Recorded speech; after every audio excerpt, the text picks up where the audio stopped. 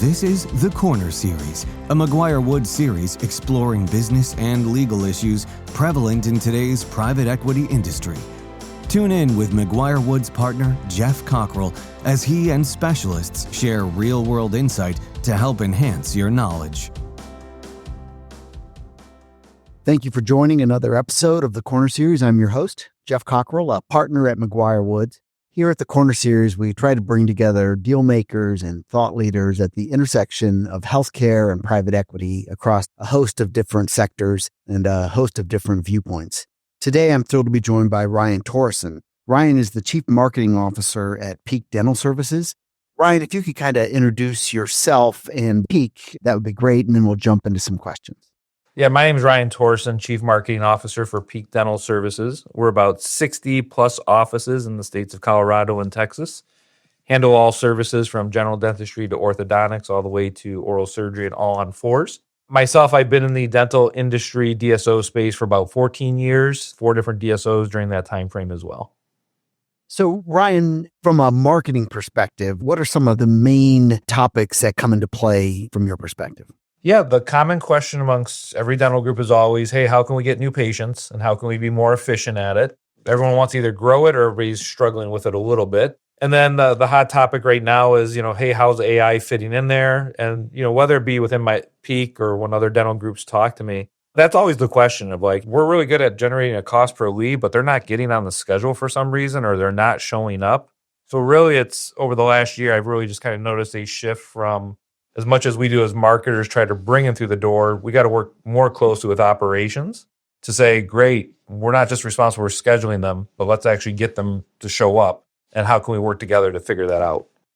So if Peak is entering a new market, a new municipality, what are your kind of leading objectives as you just begin that process of entering a new market? Well, I think anytime we enter a new market, from a marketing standpoint, we want to understand the consumer, the customer, the patient that's going to be supporting our offices. So that's one thing that we're going to look at. Of course, whenever we're entering a new market, if it's an acquisition, is it, a solo doctor in the office? Is it multiple doctors in the office? What's that payer mix look like is going to come into question as well. So I'm going to look at all those things from a marketing standpoint. And then one of the big ones that we look at from a pure marketing standpoint is, hey, great, if we're going to put our office here, whether it's a new let's say we're acquiring, how far out does that patient base come from? Typically, it's going to be an 8 to 10 mile radius. It's like 80 to 90% of your patients. But we want to understand that so we can understand what are we pulling from and then understand the nuances in those zip codes. Is there a lot of Medicaid there? Is there not Medicaid? Does it fit our model, et cetera? So we're going to look at all those different aspects. So once you've kind of assessed the market, the demographics, economic aspects of those demographics, all of it, what are the levers that you can pull? What are the forms of marketing? What can you do to kind of initiate that? Most of the times, most of these DSOs or Peak ourselves, most of them are going to be backed by the Google pay-per-click side. That's usually the backbone to a lot of their marketing. When you're first entering a market, of course, you're going to look at some other tactics, put the word out. Could be direct mail, could be press release, it could be streamed television. But really, when you're trying to track the ROI, it's really been on this Google pay-per-click side. Again, that's where most of the DSOs put a lot of their money. Whether you're efficient at it or not is a different question. And then just as you see the younger generation changing their consuming habits, we have to start looking at things like people are researching dentists through TikTok if they're in their 20s. If you're in your 20s, you're going to ChatGPT or Gemini to do your search now. So how does our marketing strategy start to take those things into play as we're trying to reach that audience moving forward? What does an inefficient version of that look like? So I always say, you look at it, you say, hey, let's get a peek under the hood and see what your metrics are telling you. So, step one, when we go in there, we look at marketing. It's, hey, how do you define what a new patient is? How do you define what a lead is? That's always question number one. And where you start to see the inefficiencies, if you define it wrong at the top and then that cost per lead number all of a sudden looks a little weird because people are like, well, I'm just counting, all traffic to my website. And you're like, well, that's not really a lead. A lead is somebody who's scheduled or somebody who called, submitted a form fill or maybe chatted with you versus they just came to my website. So, geez, if you're measuring this thing wrong or if your definition is wrong, you're going to be inefficient right off the top. And as you kind of go further down that funnel, Geoff, you just start seeing things like if they're doing the old form fill game, which is somebody comes to the website, fills in the form fill, the submit button to request an appointment. but your office doesn't reply to them for 4, 5, 6 hours, or maybe until next day, you have an inefficiency there because you're not going to get to the leads timely. And so we like a software like a Pure Logic or a Resonate, who's really AI advanced, helps you figure that stuff out, can connect the lead really fast within 60 seconds or less. So we look at those types of things. And then, you can get further into the funnel of, hey, great, Geoff booked an appointment, but did we book him 4 weeks out and we didn't get him in, same week? Because there's a good chance that patient might go somewhere else all of a sudden. Or is it, that could be because of operation in our offices or we're not open convenient hours, et cetera. Or is it we have Geoff on the schedule, but we didn't send him a reminder and there's a broken cadence there. He totally forgets about it. And that's why, some of your no-show rates are higher up. So when you look at this thing, that's what I mean. Like, it goes from marketing straight into operations nowadays. You got to really start tightening up in each area and seeing like this is where our inefficiencies can be. Often you're competing with smaller shops, given that the dental market to this day, even with all the consolidation, is still very fragmented. And a lot of the businesses are very much kind of single location businesses that have been in operation for a long time. Some of the stuff you're describing is pretty advanced. As you kind of enter a market or you're in a market, what does the competitive environment look like in the areas that you're describing? You bring a lot of kind of technical expertise around some of these things. Other folks are bringing a knife to a gunfight. Well, what does that competition look like? It varies all over the map. You'll have other DSOs, within your market, and they could be the very large players. They can be smaller DSOs. And then to your point, what we maybe consider an individual practice, they're all out there. The reality is typically the radius is an 8 to 10 mile radius around general dentistry is what you're trying to pull from. Sure, an all-on-4 practice might pull from a 100-mile radius, something like that. But just speaking typically general dentistry, within an 8 to 10 mile radius, you could have anywhere between 20 and 50 different dental offices in there.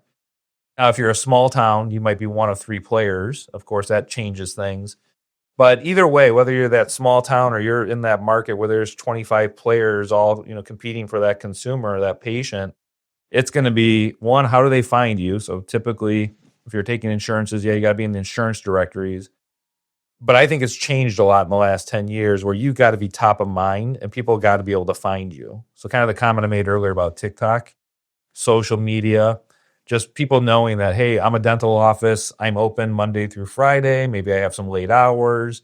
Because when you get into the consumer psychology, what they really care about is, if I have insurance, you take it, number one. Can you get me in conveniently, like when I want to get in? And do I think that you're credible in the space? So your online reviews and everything mean a whole heck of a lot these days all of a sudden. So those are all the things that you got to take into consideration. Again, whether I'm going against a very large DSO or that one solo practice up the road, that's what I'm competing with. And if I'm not offering convenient hours, or I don't have great Google reviews or Yelp reviews, et cetera, this now starts to play against me, and I got to figure out how I could win, to your point, knife or gunfight, whatever you want to kind of call it. You got a lot of them coming at you from different angles.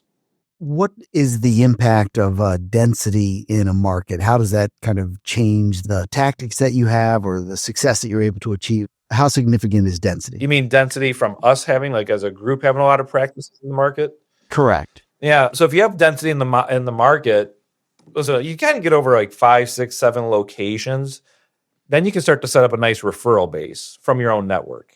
That density becomes huge for you because now all of a sudden, hey, I got 7, 8 practices within a market, let's say.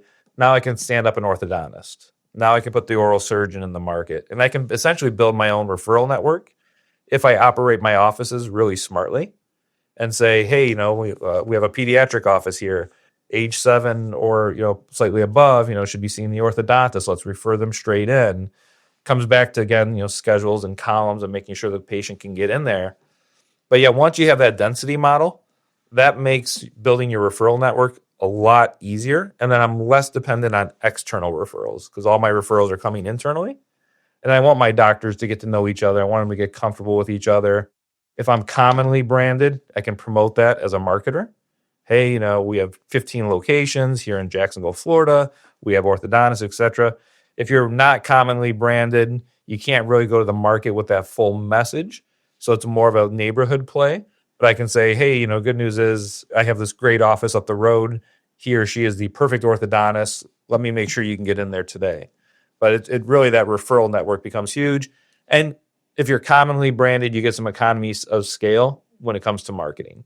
My Google buy can be a lot more efficient. My social media stuff can be a lot more efficient, et cetera. I do want to talk about kind of evolving new things, including AI. But before we do that, maybe one more look backwards. What are some older tactics from not even 5 years ago, but just a couple years ago that used to work that now kind of don't? Yeah, that's a good question. It's going to depend a little bit on the service line. So look, when I got into this 12, 13 years ago, and I was at Great Expressions Dental Centers, yeah, there was Google, of course, but television and radio and direct mail were a lot of the mainstays at that time. And what we've seen the shift over, listen, some practices buy into it, some markets it still works, but broadcast TV, as we all know, because everyone's streaming these days or they're spending a lot more time on their phone, broadcast TV has really not been as impactful going forward. I think you can carve out a little bit of exception if you're doing the all-on-4 space there. A radio impact has kind of come down. Direct mail is way more hit or miss. I still see success in the new mover bucket, depending on the demographic and the number of new builds going into a neighborhood. But you take some of those tactics that they have really shrank down in terms of impact. Old school tactics that still work. Hey, you're a dental office, you got to support the community. Doing some type of community marketing out there, still really impactful. People still want to know your name and your face and all that good stuff. But yeah, when you look at it and you say, hey, what was the budget line item share before? TV was way more robust. It's way, way smaller now. Same thing with radio, same thing with direct mail. So everyone is now trying to figure out how disruptive AI is going to be on their industry, both how they execute and how they acquire business. It's happening in my industry for sure. What is the impact of AI in dental or perhaps other kind of retail healthcare sectors? Yeah, well, it's the buzzword, that's for sure. And, so half the audience is afraid that AI is here and robots are going to run the world. The other half is, figuring out AI. They know the buzzword and they're just probing at it right now. I think realistically, AI, it's here to stay. It's not going anywhere. So I tell all dental groups or, any dentist or marketer out there, it's like, you got to start exploring it. You got to start playing with it. It reminds me of, kind of when the internet first came out and people were like, oh, people aren't going to go online and shop and you're not going to have food sent to your house or any of that type of stuff. And right, they were wrong. You still have brick and mortar retail stores, but clearly the internet changed the game. For dental, hey, look, there's stuff where there's AI solutions that can read x-rays and pinpoint things and help the doctor diagnose. That's the good news. It's better for the patient. There's AI solutions, like I mentioned before, like a PureLogic or a Resonate, that can take a missed call rate within your office. If you have a 30% missed call rate, which is not necessarily unheard of in dental, it's high, but it's not unheard of. It can take that missed call rate down to like a 0 because it automatically texts the missed call, communicates with that patient for you through an AI knowledge base. You can book your appointment right through it because it can schedule directly into your PMS. And then there's things like AI agents that are, popping up. AI solutions, things like I can write content for my website now. I can, create videos through it. So as a marketer, we should be playing with all those. As a dental group, you should be exploring it. And what I tell everyone is, whether you're the front desk, you're the marketer, you're the CEO of the group, you just need to be playing with AI in some fashion every single day and getting used to it because your consumer is going to be using it.